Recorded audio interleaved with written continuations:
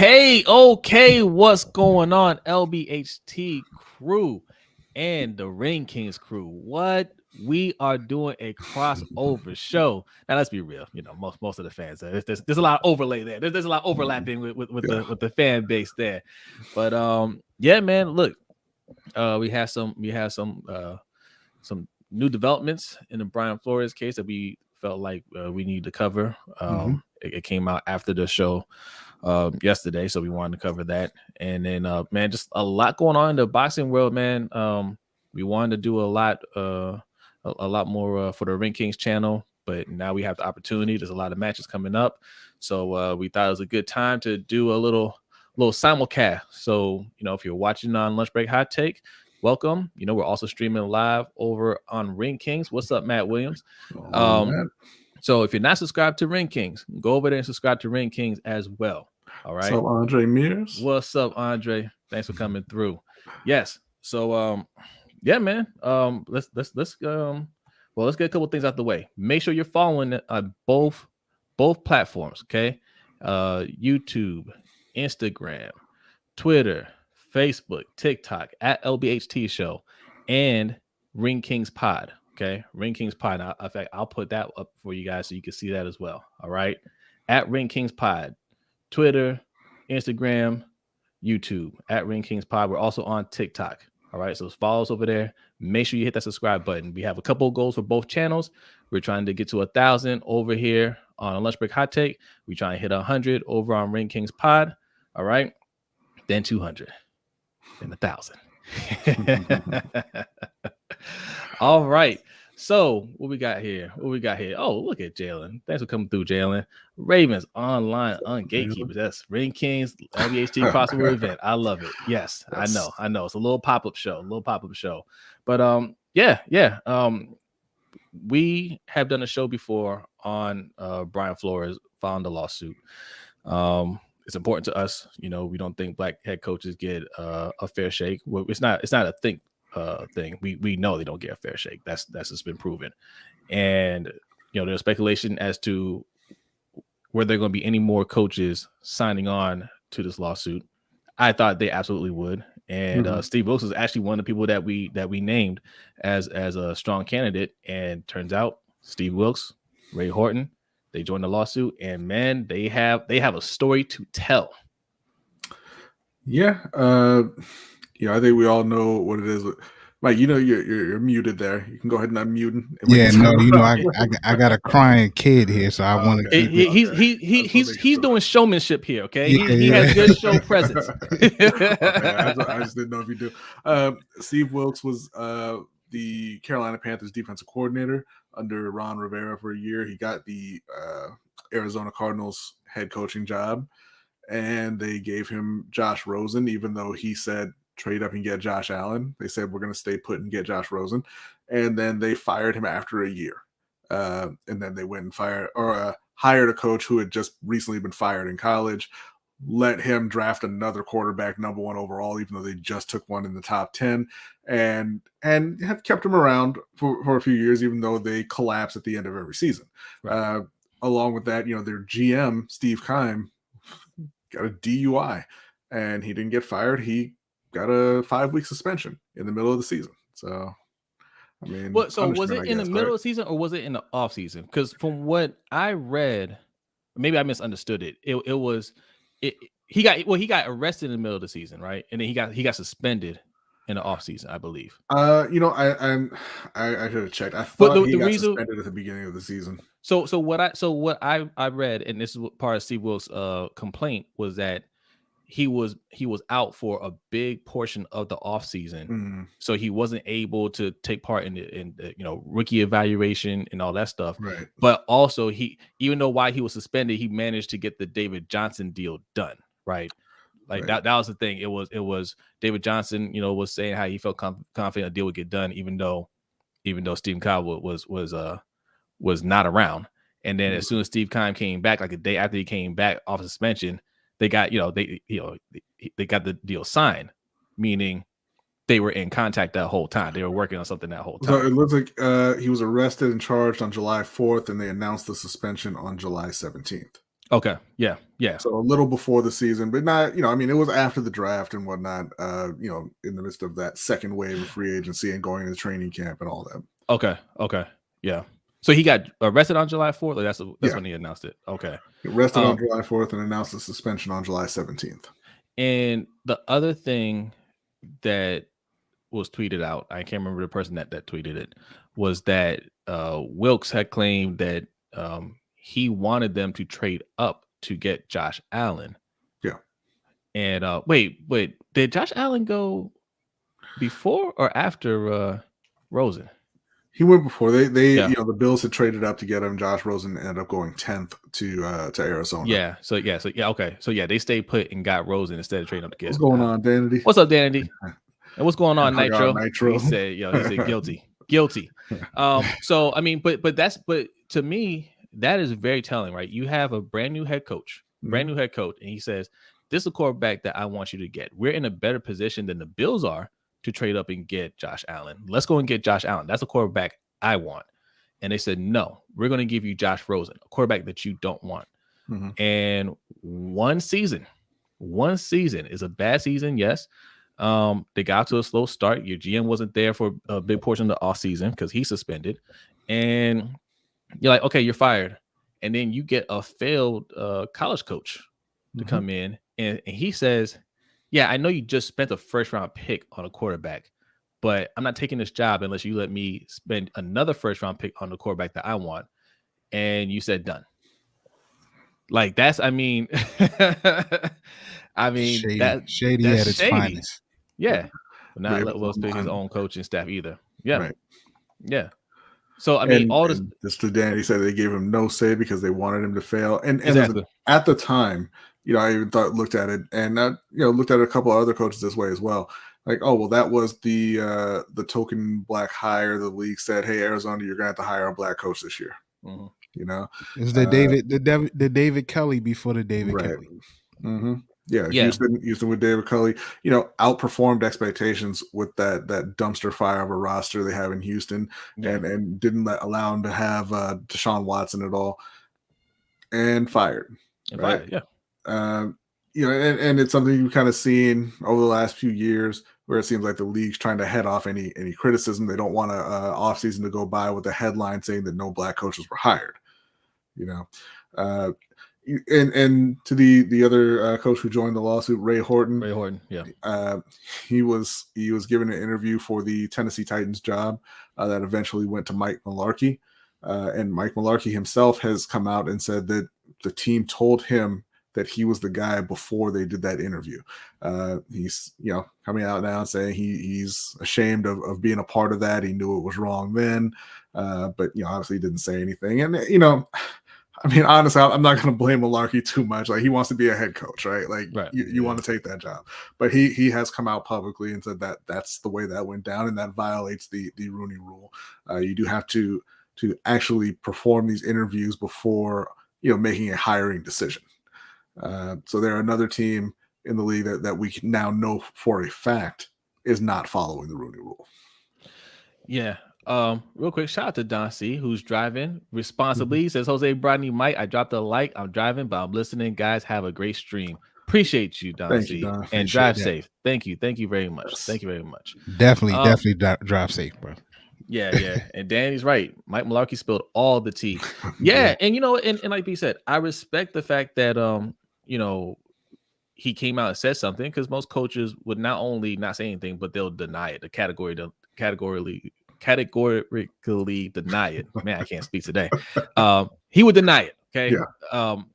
So I respect that he came out and said something, and that builds a very strong case for Ray Horton. Mm-hmm. That builds a very strong case for this lawsuit overall. Right. Yeah. Please, NFL, find a way to deny this, but because I mean, not only do you have the guy who got the job coming out and saying it was some backdoor shit going on. I mean, I don't know how they're going to spin this one, but I think this is the strongest case that we've seen so far, pretty much. Yeah. I mean, everything else is kind of, it's speculation, but this is ironclad in my opinion. So we'll see how they spin it.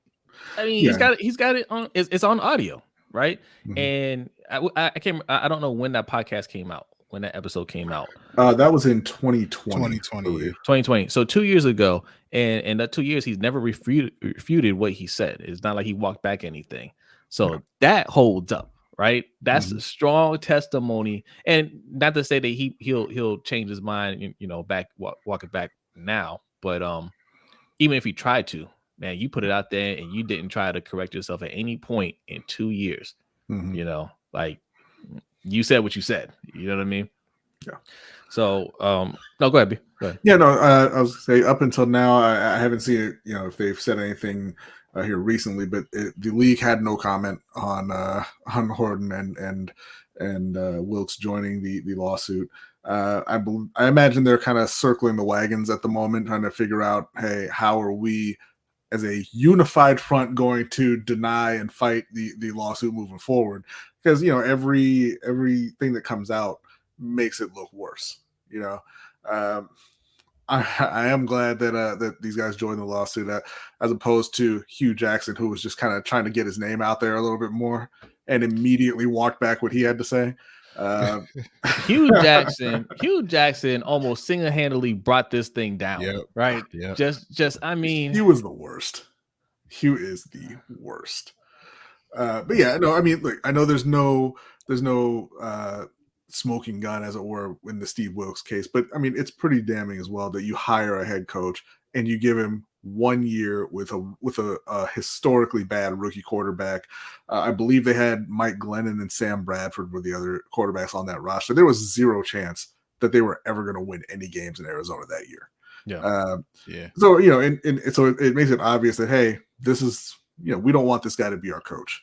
We're gonna bide our time for a year, get him out of here, and go hire the coach that we really want. Yeah. There was also something from Brian Flores, right? He added something to the lawsuit about having communicated to the GM. I want to say maybe the VP of operations or something about Stephen Ross, the owner of the Dolphins, just constantly asking him to lose games and how he felt like it was just hurting the culture at with the Dolphins. I wanted to find the exact quote, but it's just more evidence of documentation. I would say that at the very least you have a coach complaining, hey, this guy's asking me to lose games, right? What I'd like to see is the communication from that end, right? What did the GM say? What did other staff say in response to Brian Flores saying this stuff? And there was that reporter that said there are other eyewitnesses that heard Stephen Ross say this to Brian Flores, that he would pay him $100K per game or whatever. Right. So I mean, look, man, and none of it is far-fetched. I believe all of it, and I believe there's even more dirt that these coaches, if more coaches join this lawsuit, right? Jim Caldwell, right? There are more coaches that can join this lawsuit and give even more dirt. I'm surprised that the NFL hasn't reached out and tried to just settle it right now, like squash it right now. I know Brian Flores got a job with the Steelers. I really thought that the league would come together and be like, yo, get this man a head coaching job so he can shut up, please. Well, I wouldn't be surprised if they knew this was coming down the pike at one point in time, or some point in time, and then they dropped what you guys talked about, I guess a couple weeks ago with the now you got to hire a minority or a woman on the offensive staff. I wouldn't be surprised if this was some type of BS, like response to it. Yeah, response to try to get ahead of this because they knew this was coming down. It's like the league trying to separate itself from itself. Yep. Right? Like, hey, the NFL front office is saying, man, we are all about diversity. We're trying to get these minority coaches in there. We're trying to get female coaches in there. But man, them owners over there, they don't want to do it. Right. Like, but that's what it is. You are yourself, right? Like the people that you're talking about who are refusing to hire minorities, refusing to hire women, and are discriminating in their hiring practices are the league. That's the sad thing about it, right? Because like you have the owners. Look, Roger Goodell is he's the general manager of the league, essentially, right? That's what the commissioner is. He's in charge of running the league, but the owners are his bosses. He can't fire them. He can't make them do anything. But he recognized this is a problem.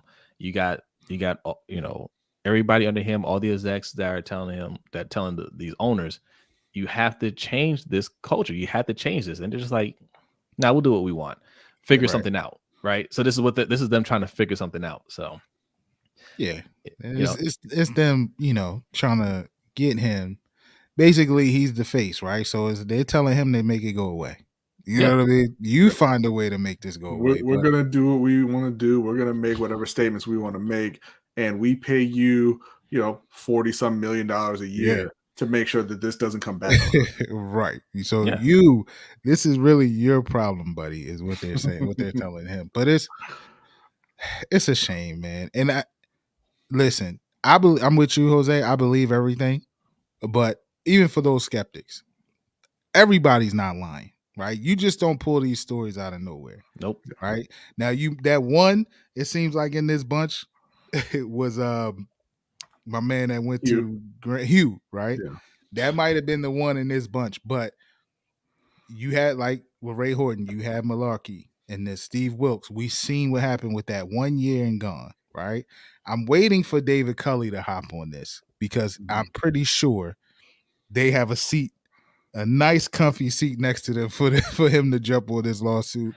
Like you said, Jim Caldwell. So listen, not everybody's lying or fudging these stories, and I got these guys being, stand-up guys. I mean, it's time for somebody to step up and do it. And shout out to Flores for doing it. Shout out to Mike Tomlin. Jose, we were talking about this earlier. Shout out to Mike Tomlin for giving Brian Flores a job, because we know if that wouldn't have happened, he probably wouldn't be working right now because of all of this. So Jim Caldwell got fired after a winning season. Well, not just after a winning season. He was a Super Bowl winning offensive coordinator. Yes, he took the Colts a team to the Super Bowl, and then he went to Detroit and has been the only successful head coach in Detroit. And on top of that, you have Peyton Manning on record saying that Caldwell took his game to another level. You have Matt Stafford on record saying that that he took his game to another level. You can see in Matt Stafford's case those were the best years of his career, and it's an offense-heavy league. Everybody is looking for offensive coaches. Everybody is looking for guys who can develop quarterbacks, and nobody is even talking to Jim Caldwell. Brian Daboll did a great job in Buffalo. I'm not saying he didn't. I'm not saying he didn't deserve to get a head coaching job. But if that was the thing that kind of got him in that seat in New York, which is what they said, they wanted somebody to develop Daniel Jones and make sure that pick doesn't turn out as bad as it looks. Why would you not call Jim Caldwell? Right. But right. The Giants are one of the many teams in the NFL who have never had a black head coach. That's crazy. Shout out to Keelan. I'm gonna bring up his comment again. Shout out for the tip. Appreciate that. He says, "Did y'all know all the black coaches in the NFL essentially stem from Dungy? Somebody broke it down, and all the black coaches in the NFL come directly from his tree or someone who came from his tree. People rightfully hold these owners and GMs' feet." That's crazy. Yeah. Look, most of them. I don't think all of them. Well, not all of them. I don't know all of them because the first black head coach came from Al Davis. Was it Art Shell? Was he the first black head coach? Yeah, I think he was technically the first black head coach. He was one of them. I'm not sure if he was the first, but he was very close to. He was the first black head coach, and Al Davis also brought in the first black quarterback, I believe. Yeah. I think So I don't know. Is he talking about currently? Because that won't be hard to cross reference because not many there. But he's absolutely right. A lot of them did come from the Tony Dungy tree. Yeah. That's for sure. That's for sure. It's not a small tree. It's Dungy and I mean, well, Dungy. I mean, Mike Tomlin was under who? He came from Minnesota. I'm not sure where he was prior to that. Tomlin worked under what's that dude's name? Lynn? the defensive coordinator. Oh, Anthony, not Not Anthony. Anthony Lynn, No, something. Leslie Frazier. Leslie. Oh, Leslie Frazier. Yeah. Leslie Right, Frazier. okay. And Leslie Frazier was under Dungy, Right. I believe. Yes. Oh, and shout out to Anonymous. Thank you for the donation. Thank you. Marvelous and outstanding work, brothers. Appreciate you. Thank you. Thank you. But yeah. I mean, look, but that's why I think they try to limit who gets these jobs, because they don't want us opening up doors for other coaches to walk through, which is nonsense, right? Because you're trying to compete. And you're trying to compete, you want to get the best coaches and players. I mean, you do it on the field most of the time, right? Like do it, do it in the coaching staff in the front office. And shout out to Keelan here. Excuse me. Okay, this is a continuation from his last one. Hold their feet to the fire, but nobody is going after these white coaches who refuse to hire black coaches to their staff. Excuse me. And set them up to get experience, to get head coaching jobs in the league. These white coaches only hire white guys they know. Yeah, and that's why we appreciate all, even with all his flaws, appreciate what Bruce Arians does. Is he makes it a point and loudly, not just doing it. He tells everybody what he's doing and why. And hiring black coaches to important positions on his staff. He's got Todd Bowles, Byron Leftwich. I'm not sure who these special teams coordinators right now, but they're black as well. And he's always been outspoken about the fact that those guys, black or minority coaches, don't really get a shot in the NFL. And he's been on record saying you need to know a white guy, and he's like, I'll be the white guy for you. Right. I mean, just what he did. I mean, even what's going on, Eric? I'm sorry. With Todd Bowles, like, hey, I know Todd is gonna get another job, but chances are it would be for a team that's not that great. Which then in return, the microscope is on him, and he gets 2.5 years to try to turn around a team, where in most cases people would give more time than that. So hey, listen, I'm gonna give you the cards to this Bentley right now. So you take this, these keys, and man, and do what you want to do with this. Is your car. So, and I think that's dope too. That he and what he did was smart too. And Byron Leftwich was already getting interviews, right? He's the offensive coordinator of a Super Bowl winning team. And he went far again last year. They'll probably go far again this year. He's in a better situation to get an opportunity. Todd Bowles being on the defensive side isn't going to get the same opportunities. So here, like you said, take over this team. And if they have success, which they will, they have success. He gets to keep that job, and he's set.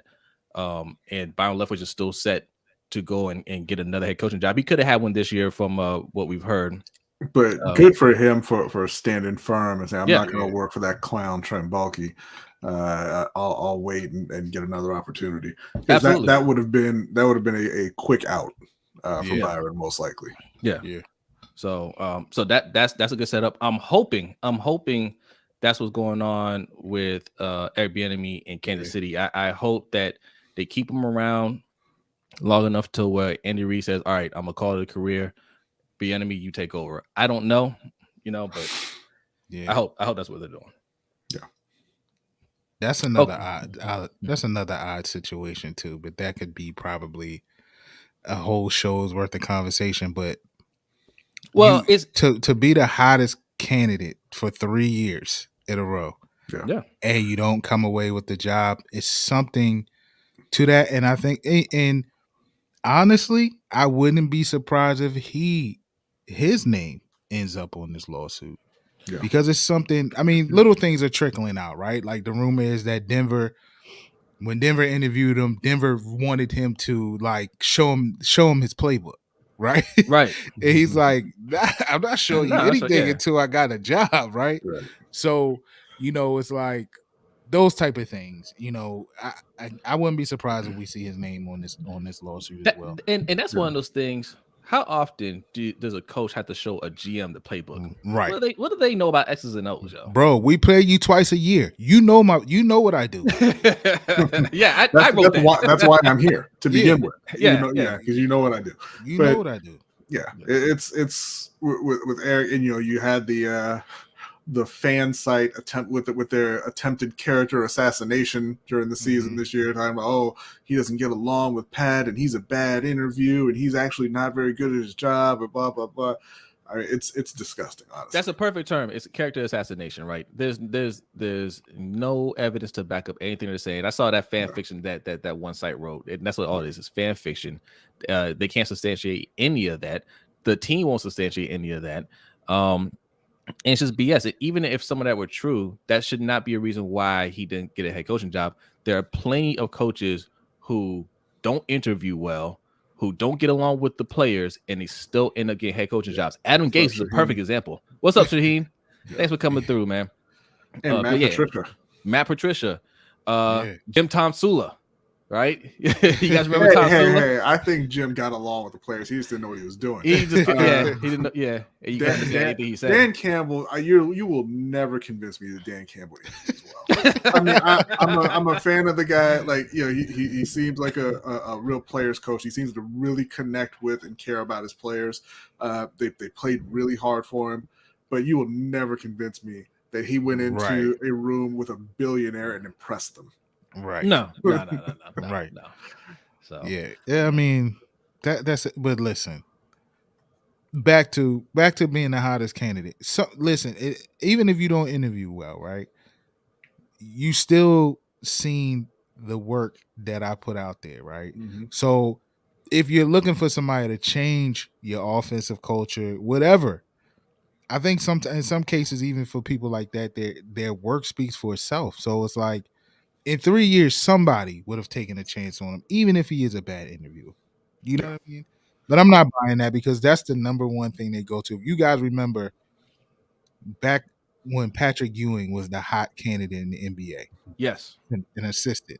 He would get interviews and like he would never come away with any jobs. And it's like, yo, what's going on? Like even the Knicks had an opening, they didn't take it. And that's the first thing they say, he must be a bad interview. Why? They always say that for it only applies to black coaches. You never hear anything about a white coach being a bad interview. They just get the job and show that they're just a bad coach. Right. and again, go to your point, B. You said Dan Campbell. I'm gonna piggyback off of what you said, Jose. Adam Gase. You're not going to tell me he impressed anybody. Right. Especially after being fired from his first job. Yeah. And players openly speaking out against him. Like, what's the point of an interview, right? Like you put out hey, we got a job available. Here are the qualifications. Come in for an interview. It's so that you can convince somebody that you can do the job, right? Yeah. You don't need to do that in the NFL. They see you every week. They know you. See, right. They know what Airbnb does. Like you're saying, you see what I do. You see that I've had the number one offense in every respect over the last 4 years. Interview for what? Right. And you have to ask for permission to interview me. So it's not like I can apply for your job. Thank you. You have to call. You have to call my current employer and say, "Hey, can we talk to Eric because we think he'll be a good fit here." So you know what is and Danny's absolutely right. A code for not being intelligent, correct? Yeah. But what you reminded me of, right? That and it absolutely applies. If you look at baseball, when you see these Japanese players who are thinking about coming over to the MLB, it's not come try out. It's what I can do. Yep. So you send my team a check, and then they'll let you talk to me, and then I'll tell you how much money you got to give me. Right. Yeah. That might we have to adapt that in the NFL. Like that is they don't play with that. Yes, you're gonna write a check to talk to me. We're not. We're not agreeing to anything. That just lets you come and sit down with me. And they do it all the time. Mm-hmm. Yeah. And I think the next person that will go through this, unfortunately, will be Leftwich. And I think what's going on, what these owners aren't liking, I think Bieniemy, I think Leftwich showed it this year. We just heard about it. But I think they're going into these interviews and they're saying, listen, I'm interested in the job, but this is what I need to succeed. Yeah. And if you can't give me this, then I don't want to be considered. I don't want to work with this person. If I'm coming in here, I don't want to work with Bulky or whoever the case may be. Or I'm not no John Elway. I'm not going to show you my playbook before you give me the job. I'm not going to do it. So and you know what? They have demands, and these owners don't like that. Well, yeah, and that's another thing too, right? Like every coach comes in there having those demands. Like you get these coaches coming straight out of college talking about they want to have control over the roster and all this stuff. It's just put the name on it. You talking about Matt Rule? It's fine. But it's not just a Matt Rule thing though. Like every coach does that. We just talked about earlier. What's the name with the Cardinals coming in after being fired? Kingsbury, after being fired from his job in college, coming into an NFL, a pro team, is saying, I'm not taking the job unless you give me Kyler Murray. I want Kyler Murray number one. The nerve. Yeah. Right? The nerve. But they do that stuff all the time. But it's only when it's the black candidate where, oh, you should just be able to just be happy with getting the job. No, man. No. You know, and going back to the good interview, bad interview thing, right? How do you have a good interview if you're a coach who has been fired from a head coaching job, then got fired from your next offensive coordinator job, and then walked out on your next team who actually did hire you, right? You're Josh McDaniels. You got fired in Denver because you did a terrible job. You went to the Rams, which is away from Papa Bill, and you were awful and got fired in 1 year.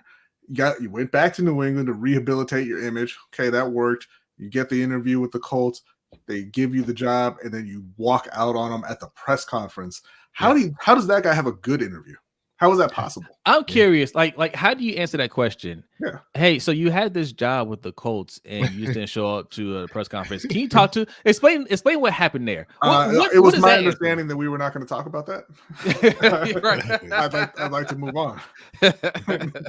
I mean, real talk, but why is he even a candidate? Like, I wouldn't trust that. No, when that happened, I thought that would be the one thing. I was like, there's no chance anybody will talk to him again after he walked out on the Colts like that. It took 2 years. Yeah. I thought he would end up being a coach in waiting in New England because that's the only place that knows who he is. That's clearly where he wanted to be. So I'm like, okay, that would probably be his step as an NFL head coach. But for anybody to even want to talk to him after that is, nah. Yeah. So, yeah. Essentially, the NFL is on the Negro. You should be grateful. Stop being uppity energy. Yeah. But that's what it is. That's what it is. And they get a lot of people to co-sign that. But we're not having it here. Okay. All right. That's the NFL side. That was the NFL side of it. Now we get into the Ring King side. It's gonna be amazing. You're going to a different channel and you don't have to go anywhere. Yes. Right where you are. But look, if you're watching on Ring Kings, hit that like button. If you're new, hit the subscribe. If you're on a Lunch Break Hot Take channel, go over to Ring Kings and hit subscribe real quick. You can, if you want to stay there, you can stay there. If you want to come back to Lunch Break Hot Take, you can do that too. But we are simulcasting on both channels, and tell your friends. But if you're a boxing fan, stay right here. If you're not a boxing fan, that's fine. Hang out anyway. Okay. Yeah. So we're going to be getting a lot busier on this channel. This is the start of a very, very busy month in boxing. You got Errol Spence against Ugas next weekend. We got Amanda Serrano and Katie Taylor coming up.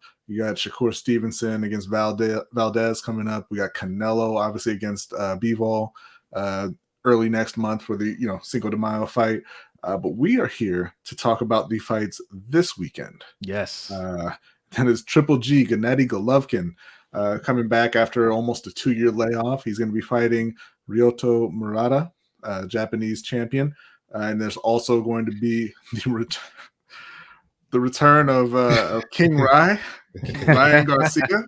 He's coming back against Emmanuel. I believe it's Tagoe, a Ghanaian fighter who, he's been out since the end of 2020 as well. I believe he was actually kind of, semi-retired, but they were looking for a soft landing spot for Ryan in his comeback.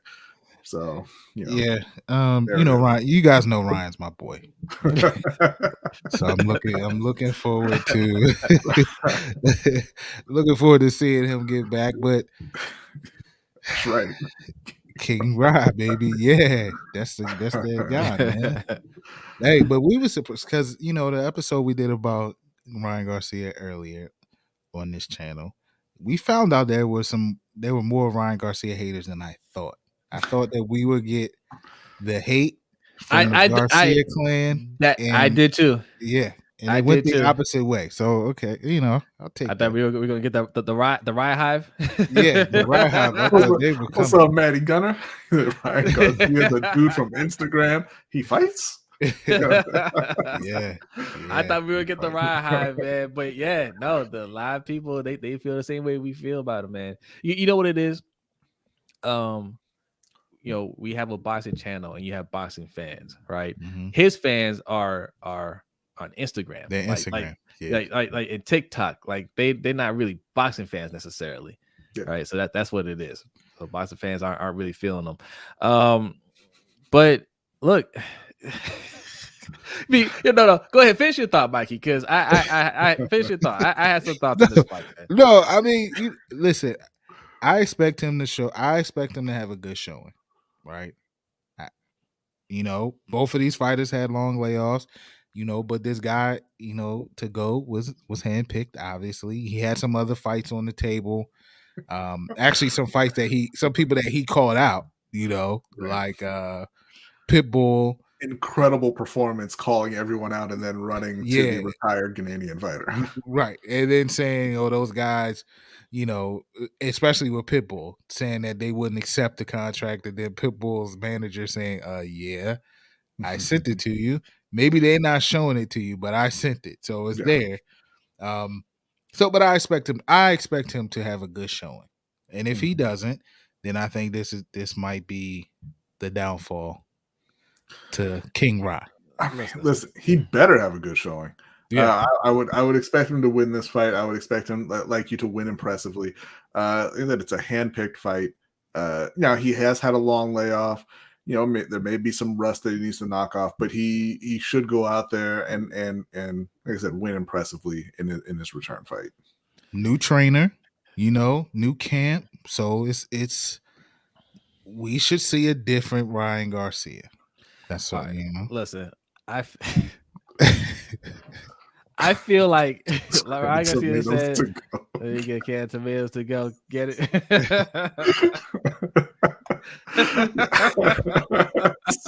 That's a good one. A can of tomatoes to go. Listen. Coming through with the dad jokes. I feel like there's a hint of boxing entertainment going on here, right? Boxing, what's boxing entertainment? I coined that phrase. You haven't heard it anywhere. You heard it here first on Ring Kings podcast. Boxing entertainment. That is of the Jake and Logan Paul variety. Okay, I don't think this is a real fight, guys. I don't think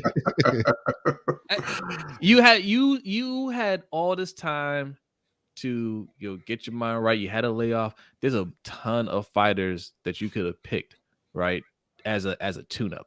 You got a guy that's done boxing. He done with it. Just look, man, I'm good. You're not getting somebody that decides, hey, I'm done with this. You're not going to get him to come out of retirement to fight you unless there's an understanding. Hey, man, look, we's going go out there, basically a sparring match, a couple rounds, and you fall down, easy check. Everybody wins, right? Not saying it's gonna be like the sideshow, like those other, the Paul brother fights and all that stuff. But it's definitely understood. This is gonna go a few rounds, and if you want to fall down and get that easy money, I ain't gonna be mad at it. No. This is Ryan's handlers saying we don't know what's going on with this guy. Yeah, we're not sure where his head is at. We don't believe in him really at this moment. He's got all this skill, but as I said, he got dropped in his last fight, and it seems to have affected him. He's calling all these people out who he really doesn't want to fight. So we're gonna go and find. One of his managers said it. He wants a softer fight. When they were talking about guys like Tank and we want a softer fight for him to come back. So I think they found the softest fight they could possibly find, and they told the guy, hey, it is an easy check. You don't even. He doesn't have to train or anything like that. He can just come back. We're going to pay you however much we're going to pay you for this one last fight. And they're trying to gauge where Ryan is at. Yeah. There are fights where it's understood. I watched it not too long ago. What I can't remember what card it was under, but it was a DAZN fighter. It was two brothers that were fighting on that card, right? I'm sorry, I can't remember their names. But the one fighter, pretty big deal. The other one just started. I think they were twins, I want to say. The one, I think that might be his debut fight. And the guy that he was fighting had a lot more experience. And it could have been a much a much more serious fight if the other fighter wanted to wanted to take it there. But I think it was understood, hey, debut fighter for this guy, you're gonna make him look good. You're gonna give him some work, but you're gonna make him look good. And that's what the fighter did. And I think that's what's going on here. It's, hey, Ryan Garcia, you're gonna give him a little bit of work, but you're gonna make him look good. Yeah. Yeah. I mean, I think you can pick certain fights, right, where you're gonna get exactly what you just said without it even being said. All right. Yes. This guy doesn't match his skill level. At least he shouldn't. Right. So, put him out there. You want him to have a good showing. Ideally,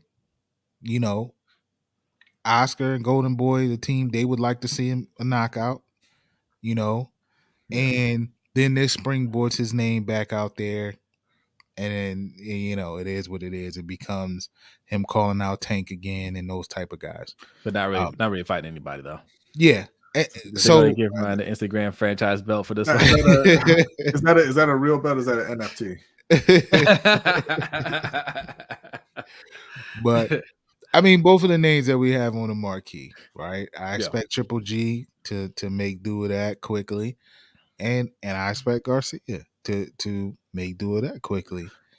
We'll see, man. I you guys know me. I dream of him fighting Tank. I see Matt Williams said Tank would have killed him in the ring, hands down, and I dream of that fight. Tank is getting ready to fight Raleigh Romero. Yeah. He's gonna murder Raleigh, and Ryan is never gonna get in the ring with him. Yeah. Man, this doesn't. No matter what Ryan Garcia does in this fight, this does not tell me Ryan Garcia is back. I still feel like he's on the boxing entertainment train 100%. 100%. Because you don't go and try to do exhibition matches with Manny Pacquiao, who's an active fighter, who was a champion, right? Like you say, hey, let's do an exhibition fight. No, like you're a professional, I'm a professional. Let's fight for real. Never fighting Tank. NFT, never fight Tank. That's like Ryan Garcia. Like, I mean, I see some videos where he's calling out Jake Paul. They're going back and forth. Like, he's not interested in being a pro fighter. He's interested in being pro entertainment, right? And we're making jokes about him, but that's fine. There's nothing wrong with that. Like, no, there's nothing wrong with it. It's a rough business and a rough life. Hey, we're gonna watch it. To comment on the Triple G fight, I don't think it's gonna be as easy as you're saying there, Mikey. Murata is he's a solid fighter. He has some power. I wouldn't say great power, but he has some power. He's got long arms. He's got about a 5-inch reach advantage on Triple G. He's a little stiff. Not a lot of head movement. Doesn't have fast hands. Doesn't have fast feet. He's not a guy who's going to dance around the ring or anything. Like, he's coming forward. He's trying to hurt people. Right. He's 16-2. He lost a unanimous decision to Rob Brandt and a split decision to, I'm not going to say this right, but Hassan and Jakum. But he came back in the very next fight and knocked both those guys out. So he avenged both those. Yeah. Okay. Yeah, and Triple G hasn't fought since the end of 2020. He's 40 years old. I'm not, father time catches up to everybody, right? I don't think Murata's a guy who's going to get out of the way of Triple G's punches, but he may not need to. He's going to come forward. He's going to start throwing. He's got a nice left hook to the body. He's going to start throwing with bad intentions, and he might be able to hurt Triple G. If he does, we're going to have an upset. If he can't hurt him, I mean, he's might have a short night, but I'm just saying I wouldn't be so sure. I'm feeling the upset in this one. I'm feeling the upset on this one. So you're gonna make me get up at 7:30 in the morning to watch this fight. Is it 7:30? All right. At 7:30 in the morning. I meant to look at the time. Listen. 7:30 rough. Listen. I'm just gonna say it, man. I think this is gonna be very similar to Ryan Garcia. I think it's make Triple G look good because we got a bigger. Triple G is going to be fighting Canelo after this, right? It's set. It's not set yet. It's not set yet. He has to win and Canelo has to win. But Murata is not. He's not a walkover guy. He's a champion. He's a real fighter. He is a champion. Yeah. Listen, it's about making money, right? That's an easy check to write to Murata to say. And guess how Murata makes his money? By beating Triple G. Yeah. Not they don't look. I don't know who his promoter is, but you know how it is with these promoters.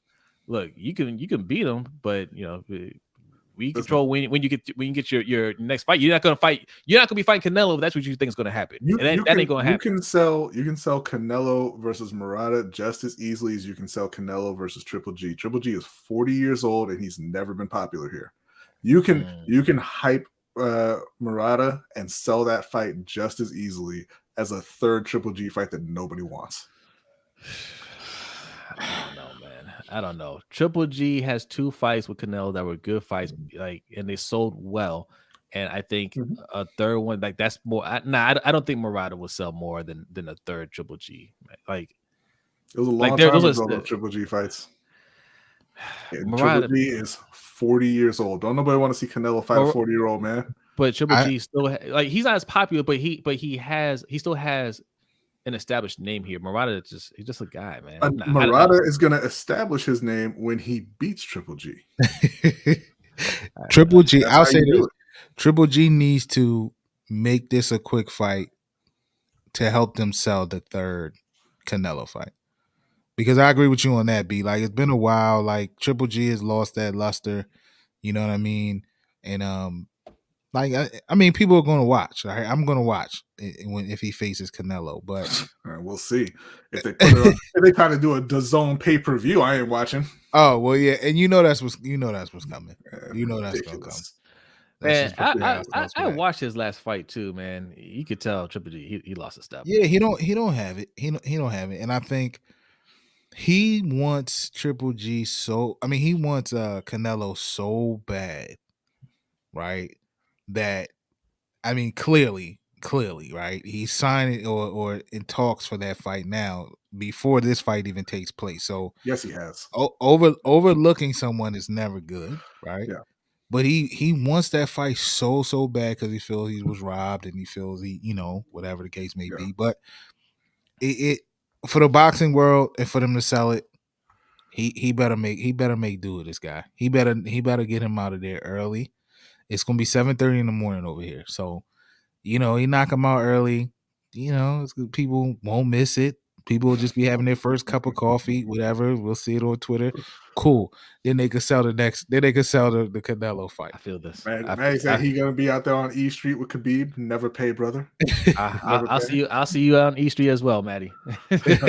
E Street, baby. Well, hold on. Wait, is this on the zone? Yeah, it's gonna be on the zone. Okay. We're good. We've already got that. They already fleeced us for that year-long subscription. Not a shout out to the zone. Screw the zone. No, shout out to the zone because they need to sponsor us. Okay. No, listen. We are on the side of the people. And when you came out and you said, "Hey, we are," you subscribe and you just get to see the fights of the fighters that we have signed.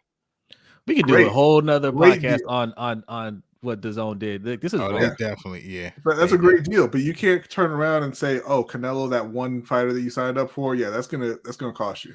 Yeah, give us money. But it's gonna cost you. We're gonna give you a discount, right? A discount of Right. what was it? It 60 for paying members? $60 if you're already subscribed. That ain't no discount. There is a I reference this a lot every time I talk about like these companies scamming us, right? I reference it to B all the time. It's this scene from The Sopranos where his muscle that came from Italy. What was his name? Furio, right? He goes to collect some money for Tony Soprano. He goes to the guy's apartment or whatever. The guy gives him the money, right? And he shakes him down. He's like, "Yo, like pay up." He's like, "Okay, here you go." And he goes, "Give me $100." And he's like, "For what? I gave you everything's there. I gave you all the money." He goes, "Give me $100." And the man gives him $100. He just takes it, puts it in his pocket, and walks away. Like that's what the zone is doing right now. I'm going to get that clip every time we talk about these companies getting over on us. I'm going to play that clip. Like for what? Because give it to me. That's why. That's all it is. Just give it to me. Yeah. You know? Yeah. The zone is going to be busy this weekend, man. They not only do they have the Triple G fight, they have the Garcia fight as well later that night. So they'll be busy. Yeah. Wait, how did they route Teofimo? The ones that route to oh, you're talking about was that what the fight was on? Was that on the zone where he fought Kambosos? Yeah, I believe so. Yeah. The one, where he got robbed. Yes. Yeah. He stood there with his face half swollen like Martin, talking about I think I won the fight. He said, I think I won like 10, maybe 11 of them rounds.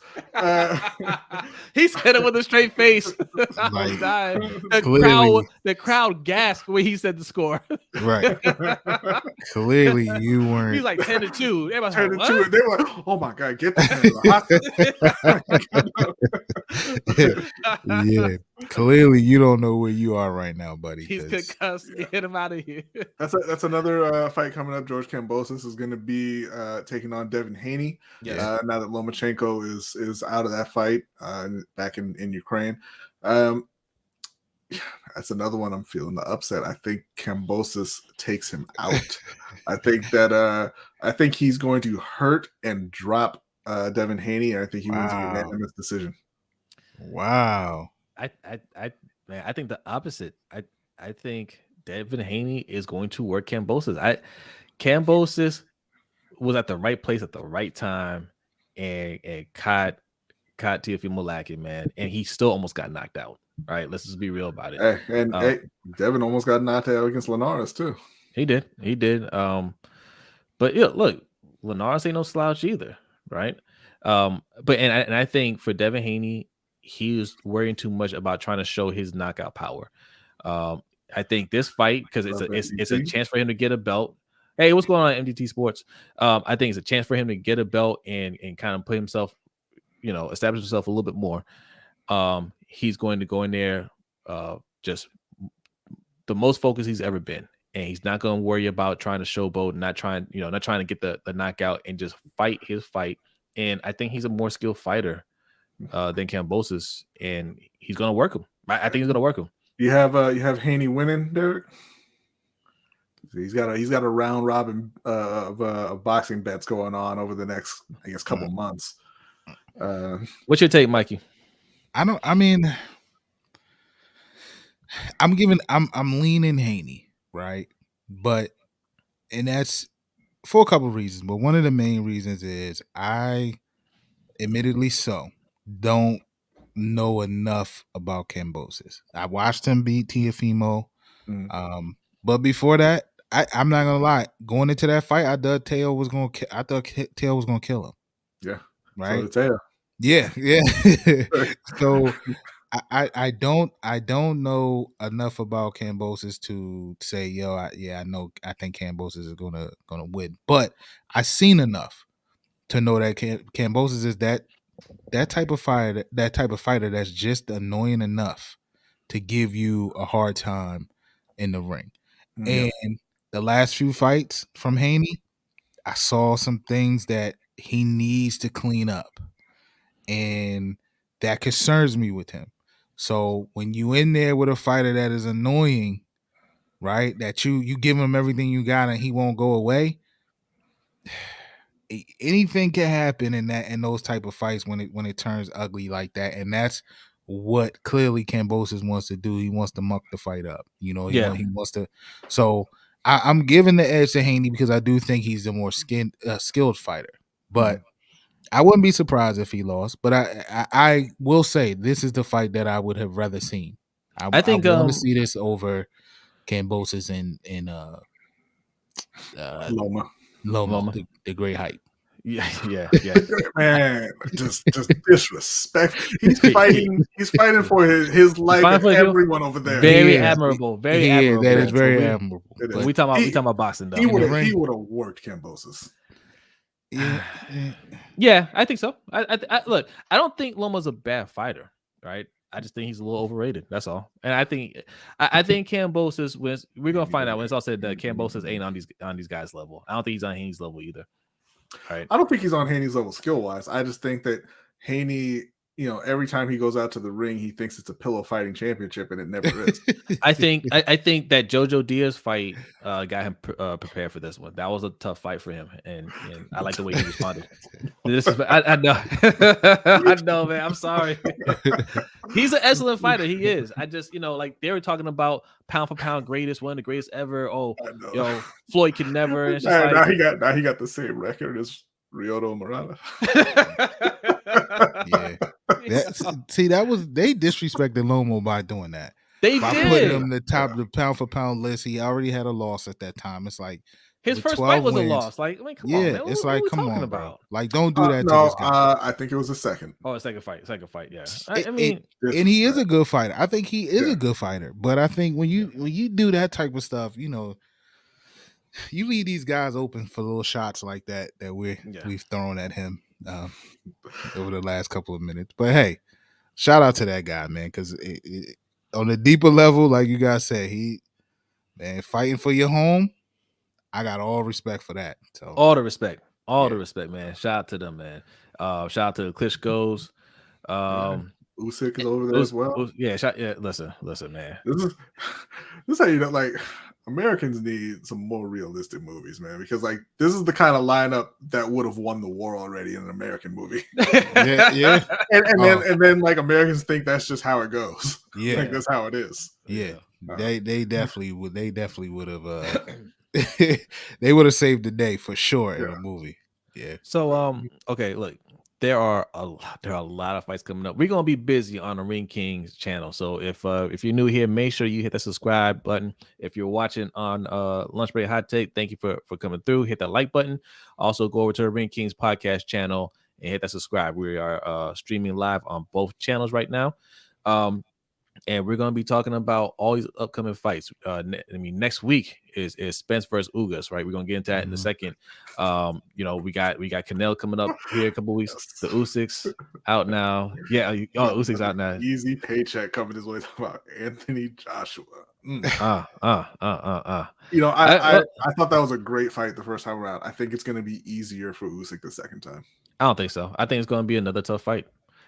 Joshua, he knows how to respond. I mean, he's a good fighter. He's a good fighter. He's a looks the part champ. I don't know. I think the fight's going to be close the second time around. But before we get into these upcoming fights, because we got Fury fighting Dillian White. Yeah, Canelo fighting Bivol. Like I said, next week Ugas and Spence. Like we got all these. But I want to talk about a fight that just happened. And me and Mikey talked about it earlier, and it made us raise questions about who the next Felix Trinidad will be. Which Puerto Rican fighter is going to step up be the next Felix Trinidad? Is it the Puerto Rican or the dude from New York? I'm going with the Puerto Rican. They're both Puerto Rican. Okay, they're both Puerto Rican. I'm going with the Puerto Rican who delivers every time he goes out there in Xander's eyes. Yeah, okay. Look, we got two fighters, young fighters, both young fighters. Yeah. Xander Zayas is only 19 years old. My word. Xander has superstar written all over him. Mm-hmm. Yeah, only 19. But look, he didn't have a good showing, right? But Edgar Berlanga, he's only 24, right? Mm-hmm. That's they're both super young.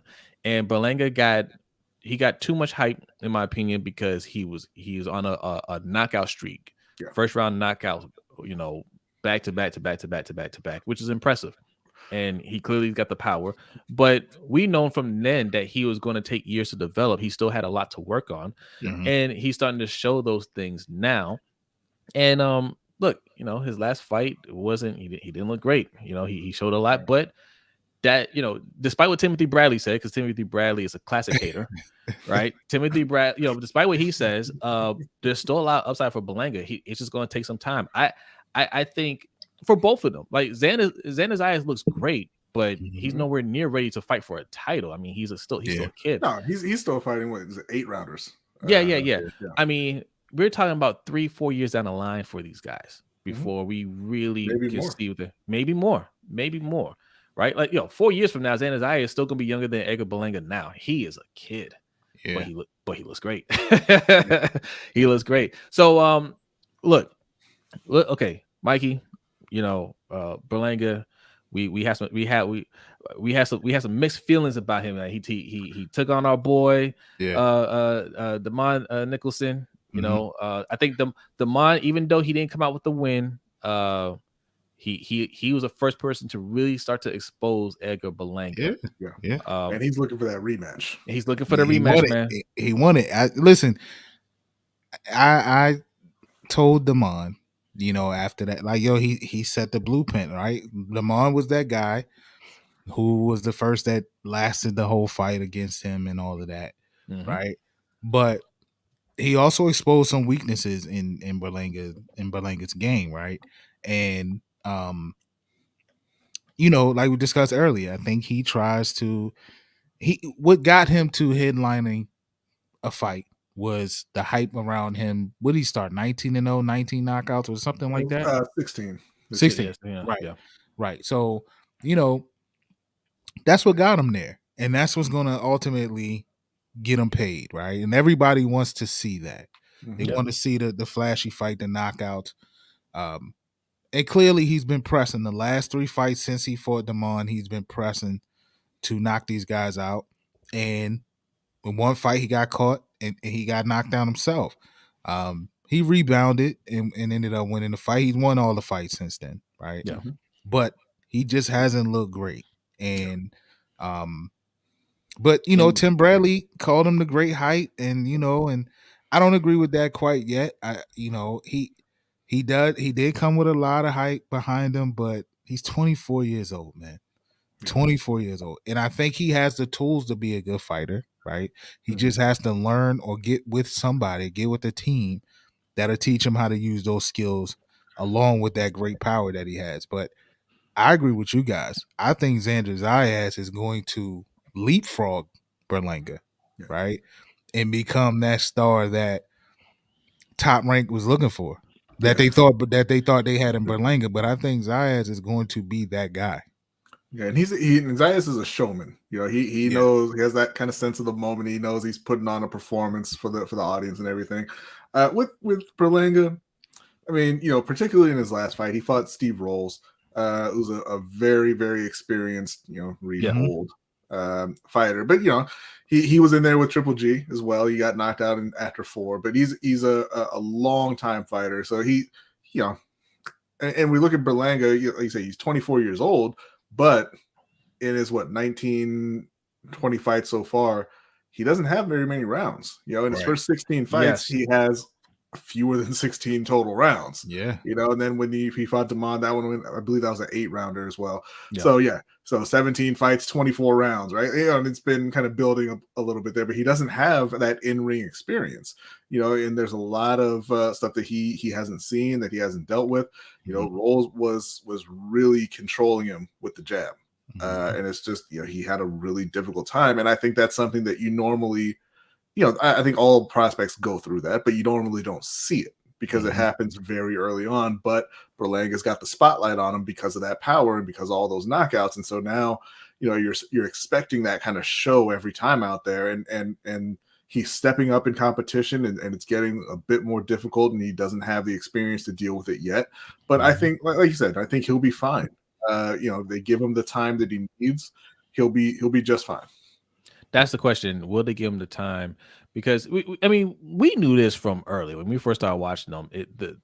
The problem that they're going to run into is how do you find opponents for him that can withstand his power, give him good work, but also not that aren't really able to beat him, right? Like yes, he's got a lot of natural power. He's putting people out.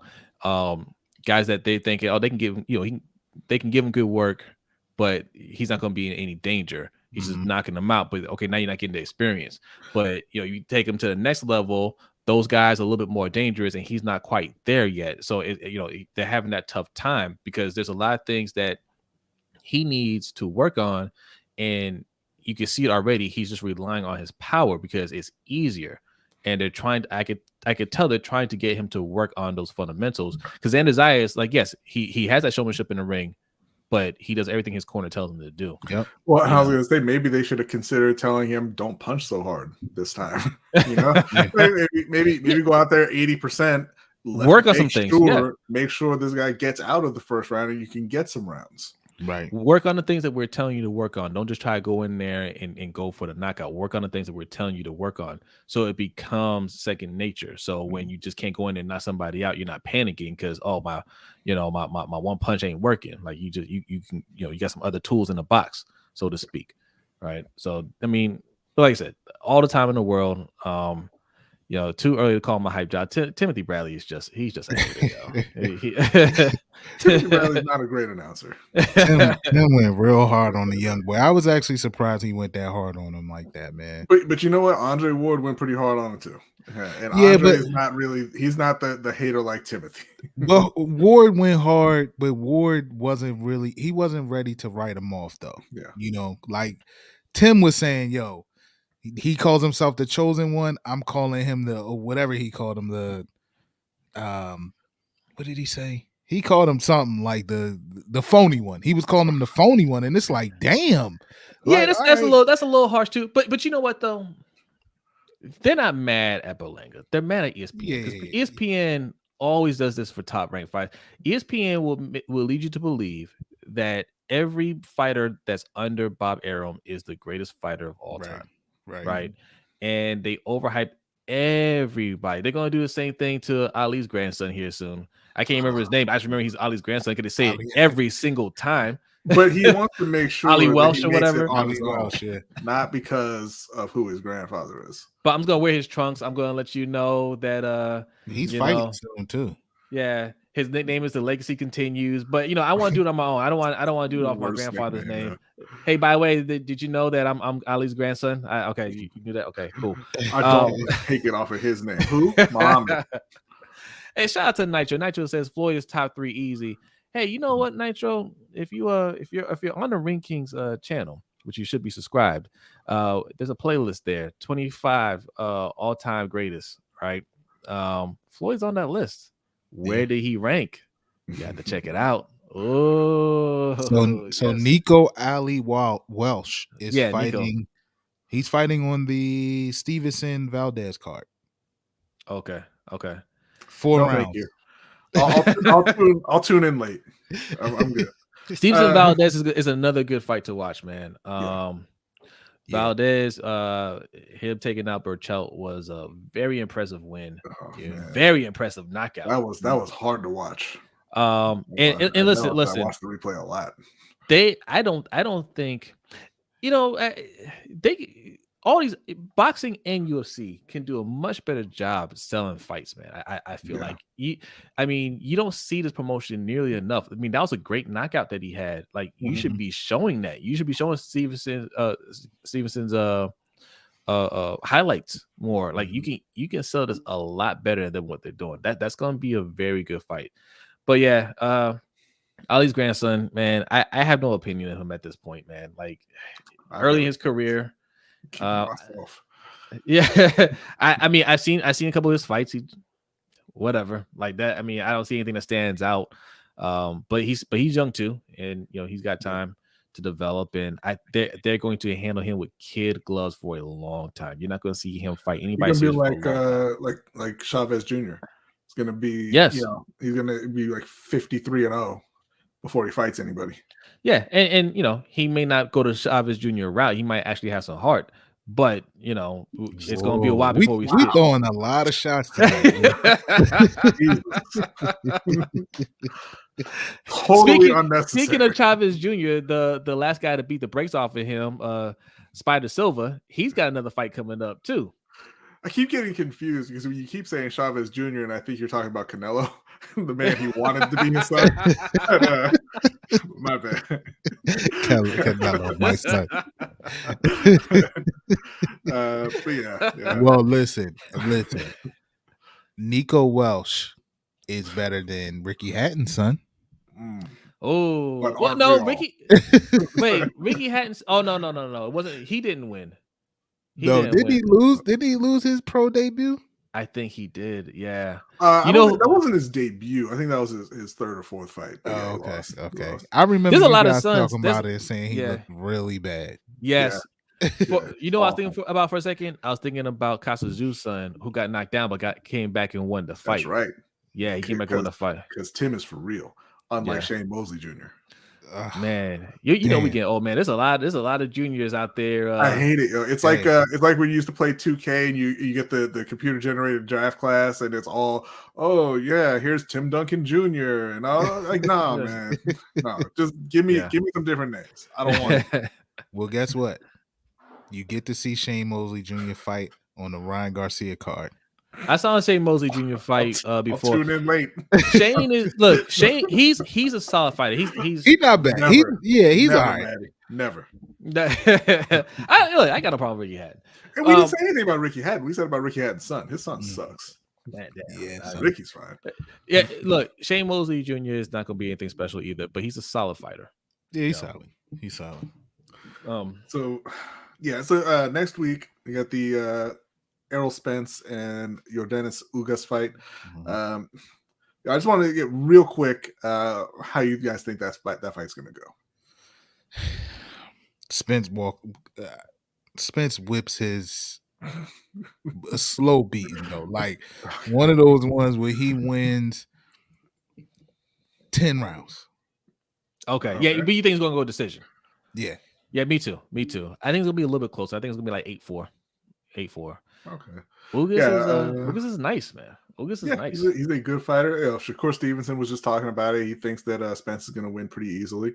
I think it's going to be one of those fights where when you look at the scorecards, it looks like a blowout, but when you watch the fight, it looks competitive. There'll be some fairly close rounds, but Spence is winning all of the rounds, and at the end of the fight, he's won. Like you said, 10, 11, 12 rounds. But it looked like a competitive fight. It better go that way because I'm going to be really mad if we don't get Spence and Crawford. I really hate that Spence didn't get the fight Pacquiao. That was a blown opportunity, man. Yeah. Like, hey, he went in there and took care of business against Pacquiao. That would have catapulted him over these other guys. Yeah. I was really looking forward to that fight. I really was. Yeah. Just because I wanted to see Pac lose, but wow. I mean, look. I mean, you gotta give him props. Like, he took out Keith Thurman, who's an excellent fighter. Yeah, he beat him, and he looked like he didn't really lose a step. Right, he looked good in the fight. And if Spence came in there and beat him, took that belt away, and that puts Spence on the map. Yeah, But Ugas doing it. It doesn't hit the same. So I think we were at a little over an hour. I think we can go ahead and get out of here. But I want to leave on again quick predictions. I know this isn't your thing, Mikey, but we got a big UFC event this weekend. UFC 273. Alexander Volkanovski against the Korean zombie Chan Sung Young. Really disrespectful that they don't say his name more often. Also Aljamain Sterling against Petr Yan and Gilbert Burns versus Chimaev. So let's break it down for Mikey real quick. Since look, this is perfect. If you're not a UFC fan, that's fine, right? Like, I mean, it's the fight game still. Give me this note. I'm taking this zombie guy. Kelvin Gastelum was fighting on this card and is now out. He pulled out of that fight due to, I believe, illness. So that fight's Gastelum? canceled. Yeah. So yeah, starting with Burns and Chimaev. Burns is a good, solid fighter. You may have seen him, Mike. What you've probably seen from Burns is him getting knocked out by Kamaru Usman in devastating fashion. Like he steamrolled him. But he is a good, solid fighter. Chimaev is kind of he's the Xander Zayas of the group. He's that next superstar. It looks like, he's had several fights, not big time fights, but I mean, he's not even getting touched in these fights. He's knocking people out and not even getting hit. I mean, literally. So that one, I'm gonna have to take Chimaev, man. I like Gilbert, but I don't see him stopping the train. I'm gonna be honest. I'm gonna take Burns, man. Like, these are the fights that I don't like that UFC does. Chimaev looks really good. He looks really good. But not a lot of fights, not a lot of experience. And yes, Burns lost to the best in the business. He lost to Usman. Nobody's beating Usman right now. Nobody, right? So Burns losing to Usman doesn't mean anything. Somebody gonna beat Burns though. But listen, it can happen. But if too soon, it's too soon. It's too soon, in my opinion. Look, I could be completely wrong, and it wouldn't surprise me if Chimaev won, right? Like, yes, Burns is the underdog, like Matty Gunn is pointing out, right? But Burns ain't he ain't no slouch, man. Like, like going into that Usman fight, like people were kind of, hey man, this is dangerous for Usman. Burns has excellent ground game. He can strike, man. Like, he's powerful. Chimaev, this is one of those things where if Chimaev loses, it derails him before he even gets started. These are the things I don't like about what UFC does. Like, you put these guys out there way too early against these top fighters. Like, what's a rush? They have a history of hype jobs in the UFC. And I don't think Chimaev is a hype job, for the record. But yeah, I don't think he is either. But they do have a history of putting guys, even current heavyweight champion Francis Ngannou. He was out there knocking guys out. He was a phenomenon, and they put him in way too early with Stipe, and Stipe completely dominated him in their first fight. Yeah.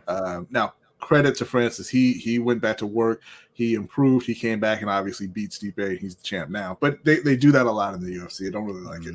But yeah, so I mean, I think Chimaev gets that. I don't like 7-1 underdog. I think that's a little excessive, but I think Chimaev gets that win. Next up.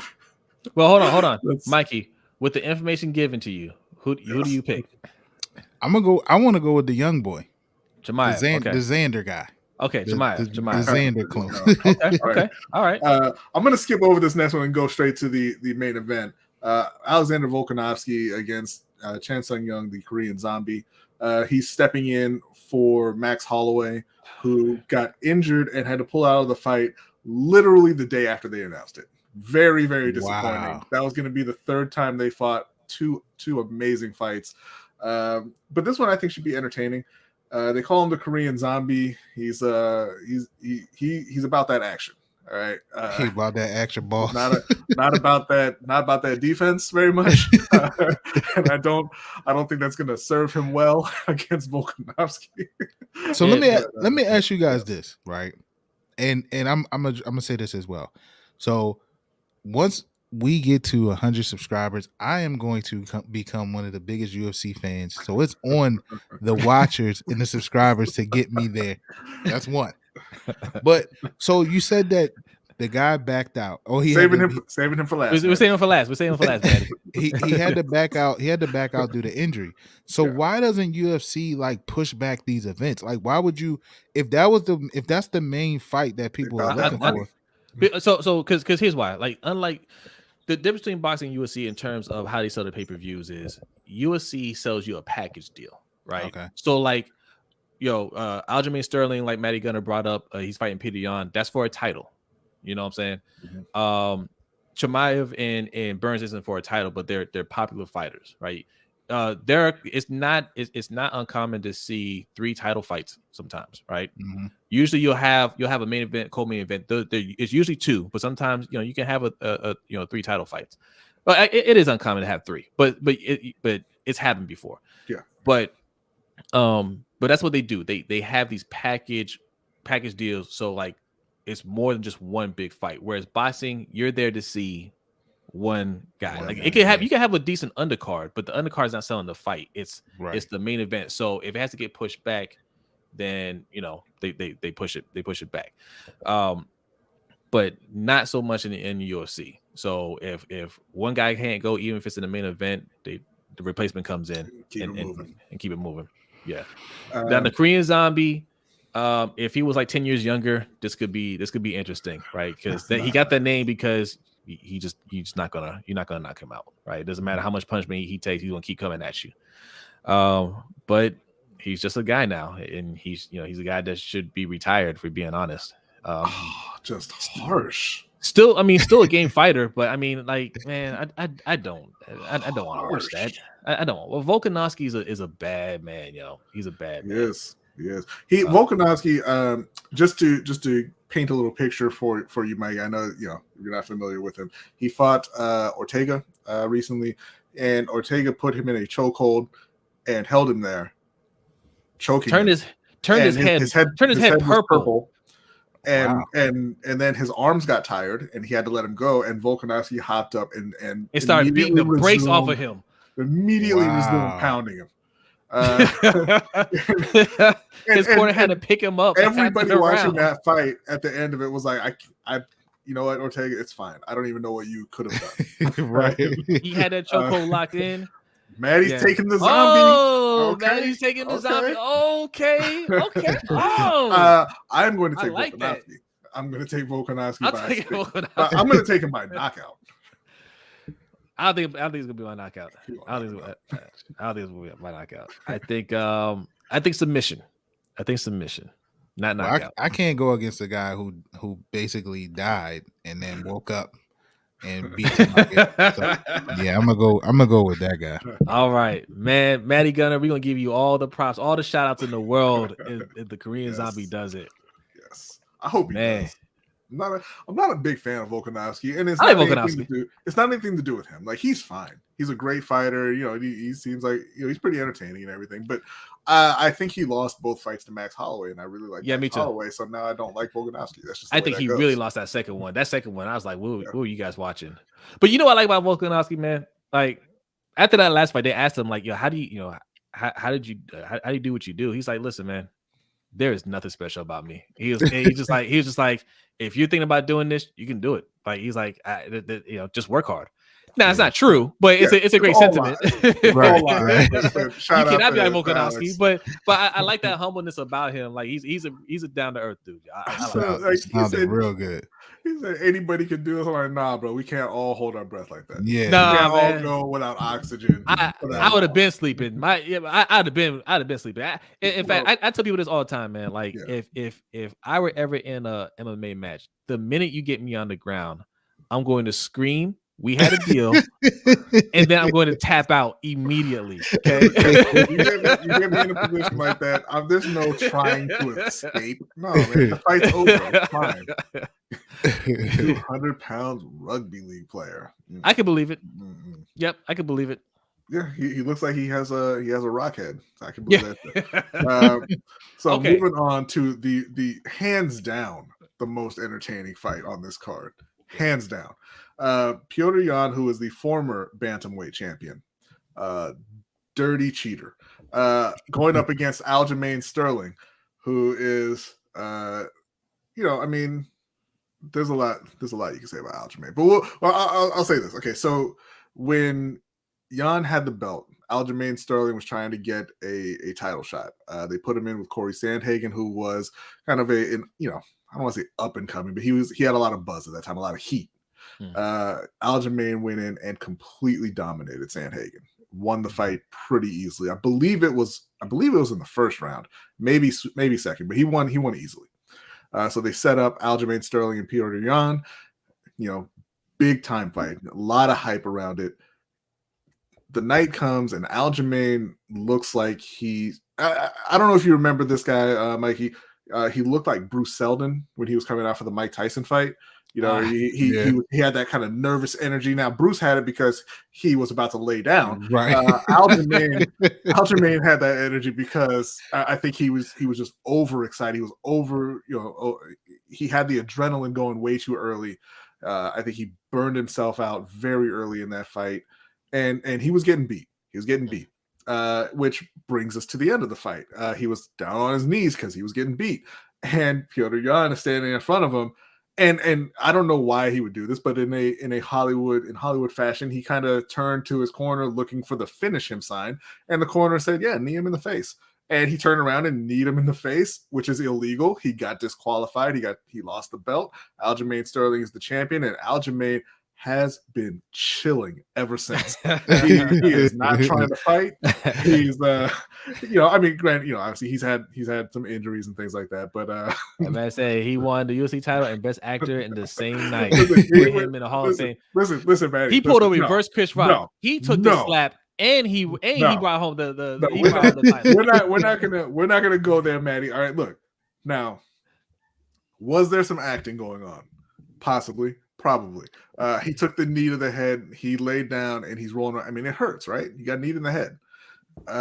They gave Aljamain a lot of time and a lot of encouragement to continue that fight. And Aljamain said, nah. He rolled around. He pretended like he was getting up. He laid back down. But you know what? They shouldn't have put him in that position. It's illegal. Just disqualify him and end the match. Listen. Now, to be fair, Maddie, right? You're talking to three Americans who we watch American football. In American football, you win by any means necessary, right? There's no such thing as, it's Bush League. You shouldn't do that. Unwritten rules. If it's legal, you do it. Yes. And Aljamain Sterling found a way to win that fight. He won it. Okay? Look, Petr Yan, control your emotions. Control yourself, right? You need me in the face. Hey, you know what? I can't go, bro. Sorry. Yeah. Yep. Give me that belt now. I'll take it. Back to the drawing board. We'll figure out something for the next fight. I wouldn't even have acted. I would have said, no, I'm fine. If you need me in the face, and this fight is over. And you know what else? Do your job, ref. Listen, I wouldn't even give him a rematch. Like, no, you got to work your way back up to me. Nope. I'm not fighting you right now. I need to work on some things. That's the beautiful thing about boxing. And the classic mistake that Montel Griffin made. He got that DQ win over Roy Jones and got back in the ring with Roy Jones. He should have never. He should duck that. Yeah, I'd have dropped the belt before I jumped back in the ring with him. Roy Jones would have had to see me in a back alley somewhere if he wanted to throw hands with me again. That was never going to happen. I'll tell you why, Maddie. Maddie says he was posting on his IG story in the club an hour later. How you gonna be all concussed and go out partying? First of all, you're not supposed to go to sleep. You're supposed to stay up. Come on, man. Okay? Loud music make your head more concussed. Okay, look, maybe he told him to turn it down a little bit. I don't know. Listen, and clubs are dark too. Okay, so because he had a concussion doesn't mean he wasn't aware of the fact that he just became the bantamweight champion of the world. So with that being said, I think Petr Yan's gonna crush him. Again, I'm going with the upset in this one as well. I think Aljamain is gonna pull off the upset. I think he's gonna shock the world. I thought he was gonna win that first fight. I think he's not gonna make that same mistake of getting too hyped up coming into the fight, and I think he's gonna take it. Listen. Mm-hmm. If the Korean Zombie wins and Aljamain Sterling wins, this is going to be the event ever. Our live stream. This is going to be a live stream. We're going to have a crazy live stream. We'll be here at 2:00 in the morning, completely wired. If this happens, man. It'll be like when Rose caught Zhang Weili with that head kick. I couldn't sleep.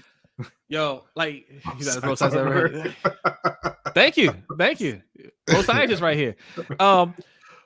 I jumped out my seat when Rose hit Zhang Weili in the head, like and knocked her out. I was stunned because like when she kicked her, it was kind of a delayed response, and she finished her. I was like, yo, she did it because Zhang Weili looked like she wasn't a fight that could be beat, and even more impressive in the rematch, she just straight up beat her. Yeah, another. It was a great fight, but yeah, I mean, look, I had Zhang winning the fight, but it was close. I have a problem with the decision, but man, unbelievable. that first one, I was just like, man, I don't know, man. I like Rose and all, but I didn't think she could do it. And she knocked her out. I was like, wow. I jumped. I was like, yo, she did it. That was my favorite UFC card ever. Because that was the one where Usman knocked the spit out of what's his name? Masvidal, right? Yeah, I do remember that, Maddie. I wrote an article about how ridiculous it was that she called out Nunes.